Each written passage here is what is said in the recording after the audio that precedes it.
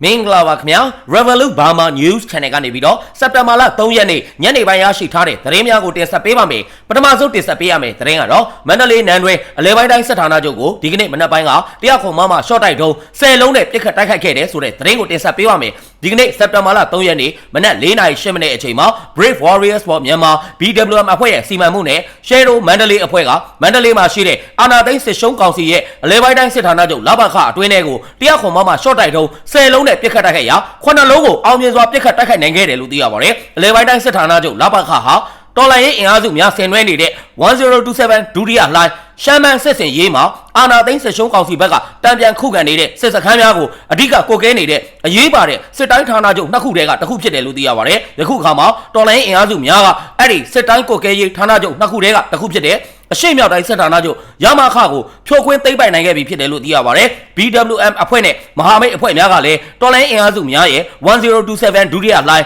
ရှမ်းမန်းစစ်စင်ရေးကိုပူးပေါင်းပါဝင်ကူညီတဲ့အနေနဲ့ကြန့်ရှိနေသေးတဲ့အလဲပိုင်းတိုင်းစစ်ဌာနချုပ်ကိုဖြိုလဲရန်အတွက်တရားခွန်မရှော့တိုက်ဒုံးများနဲ့တိုက်ခိုက်ခဲ့ရခြင်းဖြစ်တယ်လို့သိရပါတယ်ဒီကနေ့မစ်ရှင်ဟာ BWM နဲ့မဟာမိတ်အဖွဲ့များကအလဲပိုင်းတိုင်းစစ်ဌာနချုပ်ကိုဒုတိယအကြိမ်မြောက်တိုက်ခိုက်တဲ့မစ်ရှင်ဖြစ်ပြီးတော့2023ခုနှစ်ဒီဇင်ဘာလကလည်းပထမအကြိမ်တိုက်ခိုက်ခဲ့သေးတယ်လို့သိရပါတယ်အထိကိပျက်စီးတွေကတော့ထပ်မံပြီးတော့သတင်းထုတ်ပြန်ပါလိမ့်မယ်စုံစမ်းနေသေးပါနန်းတွင်းလဘခကိုပြစ်တဲ့အချိန်မှာနန်းတွင်းတွေကနေပြီးတော့စစ်တပ်ကပြန်ပစ်တယ်အဲ့ဒီမှာပြည်သူတွေရဲ့နေအိမ်တွေထိတယ်လို့တော်လိုင်းရေးသတင်းအမြစ်ကပြောပြထားပါတယ်အခြားတော်လိုင်းရေးသတင်းအမြစ်တစ်ခုကတော့အလဲပိုင်းတိုင်းစစ်ဌာနချုပ်ကိုရှော့တိုက်ဒုံးနဲ့ပြစ်ခတ်တိုက်ခိုက်မှုကြောင့်ဗိုလ်မှူးကြီးတအုပ်အပါအဝင်18ဦးထိခိုက်ဒဏ်ရာရရှိခဲ့ကြောင်းပြောဆိုထားပါတယ်နန်းတွင်းမှာစိုးဝင်းရဲ့ PA ဗိုလ်မှူးကြီးတအုပ်နဲ့အရာရှိကြီး3ဦးအပါအဝင်စုစုပေါင်း18ဦးထိခိုက်ဒဏ်ရာရတယ်4ဦးကတော့စိုးရင်ရတယ်စိုးဝင်းကတော့ရဟတ်ရင်နဲ့နေပြည်တော်ကိုပြန်ရောက်လာတယ်လို့တော်လိုင်းရေးသတင်းအမြစ်တစ်ခုကပြောဆိုထားပါတယ်ရှော့တိုက်ဒုံးနဲ့တိုက်ခိုက်ခဲ့တဲ့ BWM အဖွဲ့အနေနဲ့စစ်ကောင်စီရဲ့လေတပ်နဲ့အခြားအရေးကြီးတဲ့စစ်ရေးပြတ်မှတ်များကိုအဓိကပြတ်မှတ်ထားပြီးတော့တိုက်ခိုက်ခြင်းအပြင်နိုင်ငံတော်မှာတော်လိုင်းရေးအင်အားစုများနဲ့အတူဟန်ချက်ညီစွာတိုက်ပွဲဝင်လျက်ရှိတယ်လို့သိရပါတယ်။အေလာလေတပ်စခန်းကို2ကြိမ်တောင်ကိုလေတပ်စခန်းကို3ကြိမ်တရုံးလေတပ်စခန်းကို2ကြိမ်တိုက်ခိုက်ခဲ့ပြီးဖြစ်ကြောင်းသိရှိရပါတယ်။စစ်ကောင်စီပြိုလဲတဲ့အထီကိုအရှိန်ဟုန်မြင့်ပြီးတော့တိုက်ပွဲဝင်သွားမှာဖြစ်တယ်လို့အဲ့ဒီအဖွဲ့ကထုတ်ပြန်ထားကြောင်းသတင်းရရှိပါတယ်ခင်ဗျာ။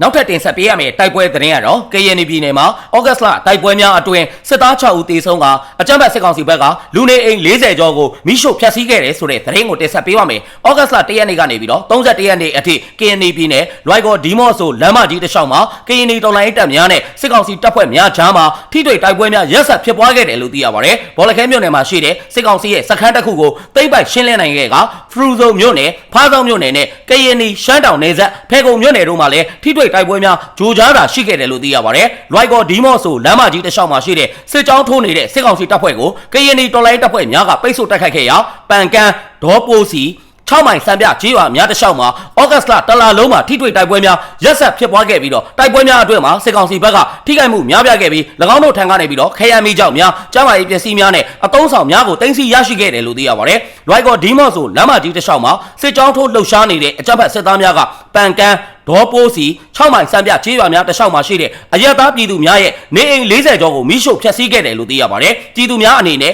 လွိုက်ကော်ဒီမော့ဆိုလမ်းမကြီးတစ်လျှောက်မှာဒီကနေ့အချိန်အထိကိုတိုက်ပွဲများဆက်လက်ဖြစ်ပွားလျက်ရှိပြီးတော့လွိုက်ကော်ဒီမော့ဆိုလမ်းမကြီးအပါအဝင်၎င်းနဲ့ဆက်ဆက်လျက်ရှိတဲ့လမ်းတွေများအားအသုံးပြုသွာလာခြင်းများကိုမပြုလုပ်ကြရန် KNDF ဗဟိုကထုတ်ပြန်ထားပါတယ်။အလားတူပဲဩဂတ်လ8ရက်နေ့ဘောလခဲမြို့နယ်မဲဆလောင်းတောင်ကြားမှာရှိတဲ့စစ်ကောင်စီကအခိုင်အမာတပ်ဆွဲထားတဲ့ရေကျော်စခန်းကို KA KNDF KNPLF တို့ကပူးပေါင်းပြီးတော့တိုက်ခိုက်သိမ်းပိုက်ခဲ့ရာစစ်ကောင်စီတပ်ဖွဲ့ဝင်များစခန်းကိုဆုတ်ခွာပြီးတော့ဘောလခဲဘက်ကိုထွက်ပြေးသွားတယ်လို့သိရပါတယ်။၎င်းတိုက်ပွဲများအတွင်းမှာစစ်ကောင်စီတပ်သားရုပ်အလောင်း6လောင်းနဲ့အတူလက်နက်ငယ်9လက် 9mm ပစ္စတို1လက်ငကြင်းမီ1လက်81မမပြောင်းတစ်ပြောင်းနဲ့ခဲရအသုံးဆောင်ပစ္စည်းများကိုတင်စီရရှိခဲ့တယ်လို့သိရပါတယ်။အလားတူပဲဘောလခဲနဲ့ရွာသစ်ကြားမှာရှိတဲ့ဝမ်မလန်းကြီးရွာအနီးမှာလဲစစ်ကောင်စီတပ်များနဲ့ကရင်တော်လိုင်းတပ်များကြားမှာထိတွေ့တိုက်ပွဲများဖြစ်ပွားခဲ့တယ်လို့သိရပါတယ်။ဖားဆောင်မြို့မှာအခြေစိုက်ထားတဲ့စစ်ကောင်စီရဲ့တရင်2ရင်နဲ့ကာကင်းစခန်းများကရင်တော်လိုင်းပူးပေါင်းတပ်ဖွဲ့များကစဉ်ဆက်မပြတ်တိုက်ခိုက်လျက်ရှိပြီးတော့ဩဂတ်လအတွင်းမှာကြီးမားပြင်းထန်တဲ့တိုက်ပွဲများမရှိခဲ့တော့လဲဂျိုကြားထိတွေ့တိုက်ပွဲများဖြစ်ပွားခဲ့တယ်လို့သိရပါတယ်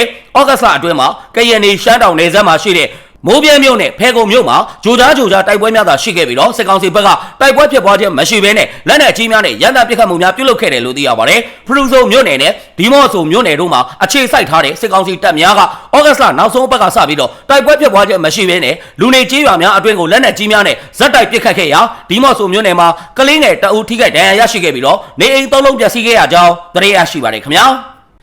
ဆက်လက်ပြီးတင်ဆက်ပေးရမယ့်သတင်းကတော့ပဲခူးတိုင်းမင်းလာမြို့နယ်ဥဒုံမြန်မာစုကျေးရွာမှာညအချိန်ပေါ်တာဆွဲဖမ်းဆီးနေတဲ့စစ်သားများကရွှေပြည်အေးအောင်တော်မူဇေဒီတော်ဖျားကြီးကစိန်ဖူးတော်ကိုခိုးယူသွားတယ်ဆိုတဲ့သတင်းကိုတင်ဆက်ပေးပါမယ်။ဩဂတ်စ်လ30ရက်နေ့ည7:00နာရီအချိန်ကမှဥဒုံမြန်မာစုကျေးရွာမှာရှိတဲ့ရွှေပြည်အေးအောင်တော်မူဇေဒီတော်ကြီးအနီးမှာတနက်ပစ်ဖောက်ပြီးတော့ပြည်သူများကိုပေါ်တာဆွဲဖမ်းဆီးနေတဲ့အကြမ်းဖက်စစ်ကောင်စီတပ်များကဖျားစိန်ဖူးတော်ကိုခိုးယူသွားခြင်းဖြစ်တယ်လို့သိရပါတယ်။အဲ့ဒီဖျားစိန်ဖူးတော်ပျောက်ဆုံးနေမှုကိုဒေသပြည်သူများကစက်တင်ဘာလ2ရက်နေ့မှာသိရှိခဲ့ရပြီးတော့ဥဒုံမြန်မာစုကျေးရွာအနီးကိုအကြမ်းဖက်စစ်သားများကညအချိန်လာရောက်လေရှိပြီးတော့စိန်ဖူးတော်ပျောက်ဆုံးတဲ့နေ့မှာခွေးဟောင်သားများဇက်တိုက်ထွက်ပေါ်ခဲ့ပြီးတော့တနက်ပစ်ဖောက်သားများကိုလည်းကြားခဲ့ရကြောင်းဒေသခံပြည်သူများကရှင်းပြထားပါတယ်။လကွယ်နေ့ကမှကျောင်းတိုင်ဖုန်ကြီးကဖျားကိုမော့ကြည့်ရင်းနဲ့စိန်ဖူးတော်ခိုးခံရတာကိုသိတာဩဂတ်စ်လ29ရက်နေ့အထိရှိတယ်မင်းလာမြို့နယ်မှာစိတ်ခွေးတွေပေါ်တာဆွဲတာကြောင့်ဘယ်သူမှအပြစ်မထွက်တဲ့အချိန်ဖျားစိန်ဖူးတော်ပျောက်ဆုံးသွားပါတယ်စိန်ဖူးတော်မပျောက်ဆုံးခင်2ရက်3ရက်လောက်ကရွာအတွင်းမှာပေါ်တာဆွဲဖို့အတွက်စိတ်ခွေးတွေခြေရှုပ်နေတာခိုးယူခံရတဲ့နေ့ကခွေးဟောင်တန်နေနဲ့တနက်တန်နေကြားရတယ်ပေါ်တာဆွဲခံရမှာဆိုလို့ကြောက်လို့ဘယ်သူမှအပြင်ကိုထွက်မကြည့်ရဲဘူးလို့ဒေသခံပြည်သူတို့ကပြောပြထားကြောင်း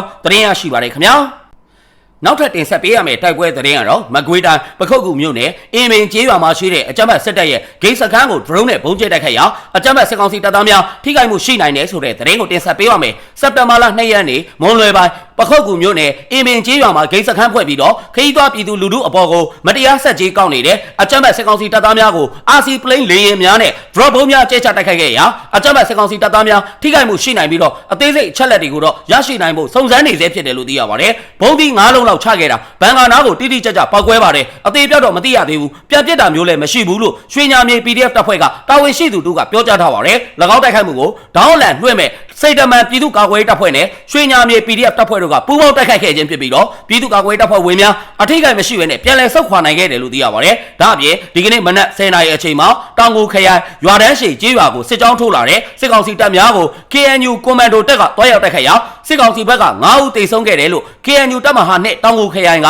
တော်လှန်ရေးသတင်းအရင်းမြစ်ကပြောဆိုထားကြောင်းသတင်းရရှိပါတယ်ခင်ဗျာဆက်လက်ပြီးတင်ဆက်ပေးရမယ့်သတင်းကတော့စကိုင်းတိုင်းခင်ဦးမြို့နယ်မဒေါင်းလာရွာကိုစစ်ကူလာတဲ့စစ်ကြောင်းကကြေးရွာများကိုစီးနှင်းမီးရှို့နေပြီးတော့စစ်စခန်းမကျဆုံးရေးအတွက်အပြင်းထန်ခုခံတွေကစစ်တပ်ကလေကြောင်းကနေပြီးတော့ရိတ်ခါထုတ်များကိုကျဲချပို့ဆောင်နေတယ်ဆိုတဲ့သတင်းကိုတင်ဆက်ပေးပါမယ်။ဩဂတ်စ်လ18ရက်နေ့ကနေစတင်ပြီးတော့မဒေါင်းလာရွာမှာရှိတဲ့အကြမ်းဖက်စစ်တပ်စခန်းကိုတော်လိုင်းတပ်ဖွဲ့များကဝင်ရောက်တိုက်ခိုက်ခဲ့ခြင်းဖြစ်ပြီးတော့ဩဂတ်စ်လ18ရက်နေ့မှာစစ်တပ်ကပြည်သူများနေထိုင်တဲ့ကြေးရွာများကိုလေကြောင်းကနေပြီးတော့ဇက်တိုက်ဘုံကျဲတိုက်ခိုက်ခြင်းများကိုလှုံ့ဆော်ခဲ့တယ်လို့သိရပါတယ်။အကြမ်းဖက်စစ်တပ်ရဲ့လေကြောင်းနဲ့ဘုံကျဲတိုက်ခိုက်မှုအတွင်းမှာပြည်သူတအုပ်သေဆုံးက10ဦးကျော်ထိခိုက်ဒဏ်ရာရရှိခဲ့ပြီးတော့ကြေးရွာ10ရွာကျော်ကတောင်းတဲ့ချီတဲ့ပြည်သူများဟာဘေးလွတ်ရာကိုထွက်ပြေးတိမ်းရှောင်နေရတယ်လို့သိရပါတယ်။အခုလိုတိုက်ပွဲများဆက်လက်ပြင်းထန်ပြီးတဲ့နောက်မှာစက်တင်ဘာလ2ရက်နေ့မှာကမ်ဘလူမြို့နယ်ကအင်အား180ကျော်ပါတဲ့အကြမ်းဖက်စစ်ကောင်စီစစ်ကြောင်းကခင်ဦးမြို့နယ်အတွင်းကိုဝင်ရောက်လာပြီးတဲ့နောက်ငကြမ်းရွာကိုမိရှို့ဖျက်ဆီးခဲ့တယ်လို့သိရပါတယ်။လက်ရှိအချိန်မှာအကြမ်းဖက်စစ်ကြောင်းဟာမဒေါင်းလာရွာအနီးမှာရှိတဲ့ကျေးရွာများကိုစစ်ကြောင်းထိုးနေပြီးတော့စစ်စခန်းမကျဆုံးရေးအတွက်အပြင်းထန်ခုခံနေတယ်လို့သိရပါတယ်။အဲ့ဒီအကြမ်းဖက်စစ်ကောင်စီစစ်ကြောင်းဝင်ရောက်လာပြီးတဲ့နောက်စက်တင်ဘာလ2ရက်နေ့မွန်လွဲပိုင်းမှာအကြမ်းဖက်စစ်တပ်ကလေကြောင်းကနေပြီးတော့ရိတ်ခါတို့များကိုကျဲချပို့ဆောင်ပေးခဲ့တယ်လို့သိရပါတယ်။အခုလောလောဆယ်ကကိုယ့်ဘက်ကအဖွဲ့တွေကလေကြောင်းပစ်ကူတွေရောကမ်ဘလူနယ်တွေကမနေ့ကဝင်လာတဲ့အင်အား180ပါတဲ့ခွေးကြောင်းထိုးလာတာကြောင့်ရောကြောင့်ခဏခဏပြန်ဆုတ်ထားရတယ်မနေ့ကကမ်ဘလူနယ်ရမနီရွာဘက်ကနေပြီးတော့ထွက်လာတဲ့ခွေးကြောင်းကမဒေါင်းလာပြူရွာတွေကိုဝင်ရောက်လာပြီးတော့မဒေါင်းလာပြူရွာအနီးမှာရှိတဲ့ငကြိုင်းရွာကိုဝင်ရောက်မီးရှို့နေတယ်လို့သိရတယ်။တရအုပ်ကနေတက်လာတဲ့ Y12 နဲ့လည်းမဒေါင်းလာပြူရွာကိုအထောက်တွေကျဲချပေးနေတယ်။စစ်ခွေးတွေရဲ့မီးရှို့မှုကြောင့်ရောလေကြောင်းကနေတိုက်ခိုက်တာရောကြောင့်မဒေါင်းလာရွာအတွင်းနေအိမ်90ကျော်လည်းမီးလောင်ထားတယ်လို့သိရတယ်။ငကြိုင်းရွာကိုမီးရှို့တာကနေအိမ်ဘယ်လောက်ပျက်စီးသွားလဲတော့မသိရသေးဘူးလို့ရေဦးအခြေပြု People's Defense Comrade ပြန်ကြားရေးတာဝန်ခံထူးခန့်စောအမေသားကပြောဆိုထားကြောင်းသတင်းရရှိပါတယ်ခင်ဗျာ။ဆက်လက်ပြီးတင်ဆက်ပေးရမယ့်သတင်းကတော့နေပြည်တော်တက်ကုန်းမြို့နယ်မှာအဲ့ရတဲ့လဲနေတဲ့ကျမ်းမာရေးမကောင်းမွန်တဲ့သူကိုစစ်မှုထမ်းရန်စစ်တပ်ကဖမ်းဆီးခေါ်ဆောင်သွားပြီးတော့ TB ယောဂပိုးစစ်ဆေးတွေ့ရှိတဲ့အခါကျမှနေအိမ်ကိုပြန်လာပို့သွားတယ်ဆိုတဲ့သတင်းကိုတင်ဆက်ပေးပါမယ်။ဩဂတ်စ်လနှောင်းပိုင်းမှာနေပြည်တော်တက်ကုန်းမြို့နယ်ရွှေမြို့ဘူရာကျေးရွာမှာအဲ့ရတဲ့လဲနေတဲ့ကျမ်းမာရေးမကောင်းမွန်တဲ့သူကိုကျော်စမ်းမိုးကိုစစ်မှုထမ်းရမယ်ဆိုပြီးတော့ကျေးရွာအုပ်ချုပ်ရေးမှူးကျော်မြင့်ရာအိမ်မှူးမြင့်စိုးတာရင်နဲ့ရဲများကလာရောက်ဖမ်းဆီးခေါ်ဆောင်သွားတယ်လို့သိရပါတယ်။အဲ့ဒီနောက်မှာတော့စစ်မှုထမ်းရန်အတွက်ဆိုပြီးတော့စစ်မှုများကိုလှုပ်ဆောင်တဲ့အခါမှာကိုကျော်စမ်းမိုးမှာ TB ယောဂပိုးစစ်ဆေးတွေ့ရှိခဲ့ရတယ်လို့သိရပါတယ်။ အဲ့ဒီအခါမှသာနေအိမ်ကိုပြန်လဲပို့ဆောင်သွားတယ်လို့သိရပါတယ်နေပြည်တော်တက်ကုန်းမြို့နယ်ရွှေမြို့ဘူရာရွာမှာယောဂဖြစ်နေတဲ့သူကိုကျော်စန်းမိုးကိုစစ်မှုထမ်းရမယ်ဆိုပြီးတော့အဲ့ရတဲ့လဲနေတဲ့အချိန်မှာလာခေါ်သွားပါတယ်စစ်တဲ့အချိန်မှာ TV ယောဂပို့တွေ့တော့မှအိမ်ကိုပြန်လာပို့သွားတယ်လို့ဒေသခံပြည်သူတို့ကပြောဆိုထားပါတယ်ဒါအပြင်နေပြည်တော်တက်ကုန်းမြို့နယ်ရွှေမြို့ဘူရာကျေးရွာကလူငယ်3ဦးကိုလည်းစစ်မှုထမ်းရန်အတွက်ဆိုပြီးတော့စစ်ကောင်စီကဖမ်းဆီးသွားတယ်လို့သိရပါတယ်စစ်တပ်ကပေါ်တာဆွဲမှုများလဲလှုပ်ဆောင်နေတဲ့အတွက်လူငယ်များဟာညအချိန်နေအိမ်တွေမှာမအိပ်ရဲပဲနဲ့ရွာအနီးမှာရှိတဲ့တောတွေထဲမှာတွားရောက်ပြီးတော့အိတ်နေရတယ်လို့သိရပါတယ်။ညဘက်တွေဆိုရင်ရွာနီးချုပ်ဆက်ကရွာသားတွေလူငယ်တွေအမျိုးသားတွေအကုန်လုံးတောထဲမှာတွားအိတ်နေရတာပါ။ဖမ်းဆီးခံရတဲ့လူငယ်တွေကိုနေပြည်တော်ရွာတော်နားကစစ်မှုထမ်းလူငယ်400လောက်ရှိတဲ့စခန်းကိုပို့တယ်။ရွှေမြို့ဘူရာရွာမှာနေတဲ့လူငယ်3ကတော့ပါသွားပါတယ်။ငမော့ရဲဖိုးခင်ရဲကျွဲကြီးဆိုတဲ့လူငယ်3ပါသွားတယ်။တခြားရွာတွေကလည်းပါတယ်လို့ဒေသခံပြည်သူများကရှင်းပြထားကြောင်းသတင်းရရှိပါတယ်ခင်ဗျာ။အခုလိုမျိုးမြန်မာတနိုင်ငံလုံးမှာဖြစ်ပွားနေတဲ့စီရေးတဲ့နိုင်ငံရေးသတင်းများကိုအချိန်ပေးပြီးတော့နားဆင်ပေးတဲ့အတွက် Revolut Burma News Channel ကနေပြီးတော့အထူးပဲကျေးဇူးတင်ရှိပါတယ်ခင်ဗျာ။